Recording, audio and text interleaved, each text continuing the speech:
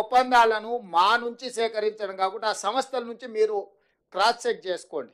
నిజంగానే ఈ సంస్థలు మీరు తెలంగాణ రాష్ట్ర ప్రభుత్వంతో ఒప్పందాలు చేసుకున్నారా, భవిష్యత్తులో మీరు తెలంగాణ రాష్ట్రంలో పెట్టుబడులు పెట్టదలుచుకున్నారా అని మీరు కనుక్కోండి. 60,000 కోట్ల రూపాయల ఒప్పందం చేసింది అమెజాన్, 45,000 కోట్ల రూపాయల ఒప్పందం చేసింది సన్ పెట్రోకెమికల్స్. అంటే 1,05,000 కోట్ల పెట్టుబడులు ఈ రెండు సంస్థల గురించి నేను వివరాలు చెప్తున్నా. మిగతా ఇన్ డీటెయిల్ ఇక్కడ ఉన్నది.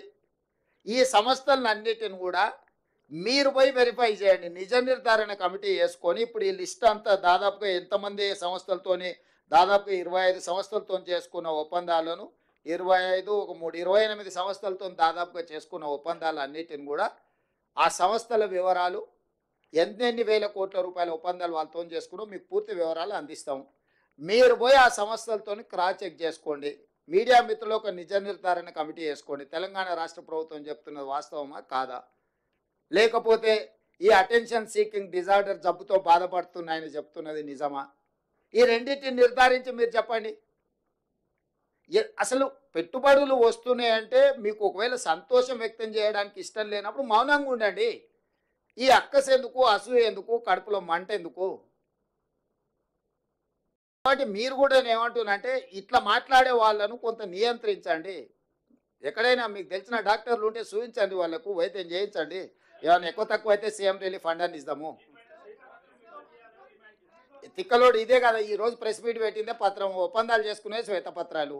ఇక మళ్ళీ కొత్తగా శ్వేతపత్రం ఏంది? ఆ శ్వేతపత్రం అనే పదం తెలుసా ఆయనకు? శ్వేతపత్రం అడిగేటానికి శ్వేతపత్రం అంటే ఏంది?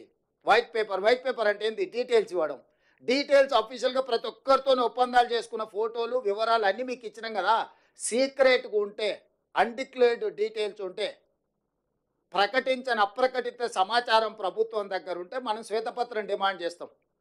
ప్రభుత్వం పలానా సంస్థకు మాత్రమే వివరాలు తెలుసు, ప్రజలందరికీ తెలవాలి కాబట్టి వాటన్నిటిని కూడా మీరు విడుదల చేయండి అని అడిగేది శ్వేతపత్రం. అసలు ఎవ్రీడే ఏం ఒప్పందాలు చేసుకున్నా వాటి వివరాలన్నీ మీకు ఇచ్చి మీరు ప్రచురించిన తర్వాత విత్ ఎవిడెన్స్, విత్ డీటెయిల్స్, సంతకాలు, ఒప్పందాలు చేసుకున్న వాళ్ళన్నిటిని మేము ఇచ్చినాం. అదే శ్వేతపత్రం కదా. నేను అదే చెప్తున్నా, ఏదో పదం బాగుంది కదా అని అనేసి ఆ తర్వాత దాని అర్థం ఏందో తెలుసుకొని అర్రే ఇట్లా అనేది లేకుండా అని ఏ పిచ్చోడు పిచ్చిపడు.